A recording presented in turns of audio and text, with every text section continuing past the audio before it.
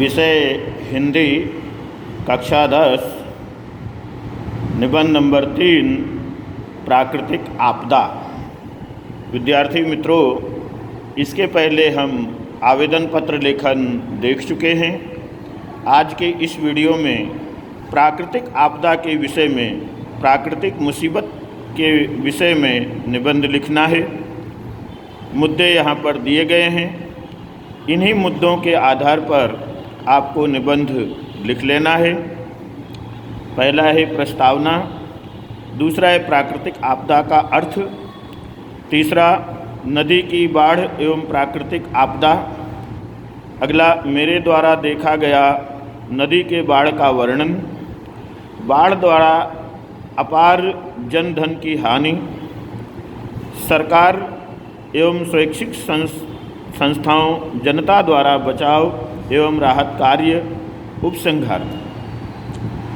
संक्षेप में इस निबंध को समझ लेते हैं और फिर आप अपने ढंग से इसे विस्तार में लिख सकते हैं। मित्रों, प्राकृतिक आपदा प्रकृति से प्राकृतिक बना है। आपदा यानी मुसीबत, संकट, ऐसी मुसीबत जो मानव जाति को, सजीवों को झेलनी पड़ जाए, जो उसके द्वारा ना हो, प्रकृति के द्वारा उपस्थित की गई हो मुसीबत, उन मुसीबतों को प्राकृतिक आपदा कहते हैं। जैसे अकाल, बाढ़, भूकंप आदि। मित्रों, प्राकृतिक आपदा हमने प्रस्तावना में आपको बताया कि मनुष्य द्वारा नहीं परंतु प्रकृति के द्वारा दी गई मुसीबत को प्राकृतिक आपदा कहते हैं। अकाल यानी जिसे दुष्काल भी कहा जाता है। उसके बाद जो है बाढ़, अत्यंत तीव्रता से नदी में ज़्यादा जल राशि आ जाए और उसके द्वारा उसके आसपास के तटों को जो हानि हो, जल का फैलाव हो, वो बाढ़ कहलाता है। मित्रों, अगले पॉइंट में हम देख सकते हैं कि नदी की बाढ़ एक प्राकृतिक आपदा होती है।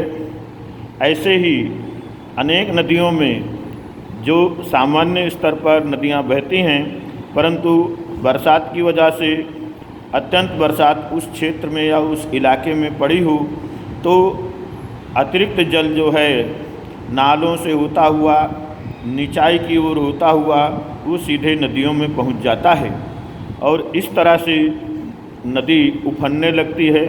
ताज़ा उदाहरण बिहार राज्य का कहा जा सकता है। अगला, आपके द्वारा जो देखा गया दृश्य हो नदी के बाढ़ का, वह इस मुद्दे में आप वर्णन कर सकते हैं। इसी तरह से गुजरात की बात करें तो नर्मदा नदी में लगभग हर दूसरे तीसरे वर्ष बाढ़ आती रहती है। साबरमती नदी में भी बाढ़ आती है, लेकिन उतनी नहीं आती जितना कि नर्मदा और भारत की अन्य प्रमुख नदियों में जैसे गंगा, ब्रह्मपुत्रा आदि नदियों में बाढ़ आती है। ऐसे ही आपके द्वारा देखे गए किसी बाढ़ का दृश्य का वर्णन कर सकते हैं। बाढ़ की वजह से आसपास के निचले इलाके भर जाते हैं, जलमग्न हो जाते हैं। लोगों के घर, कच्चे घर होते तो ढह जाते हैं, पक्के घर होते तो उनमें पानी भर जाता है। इस तरह से वर्णन कर सकते हैं।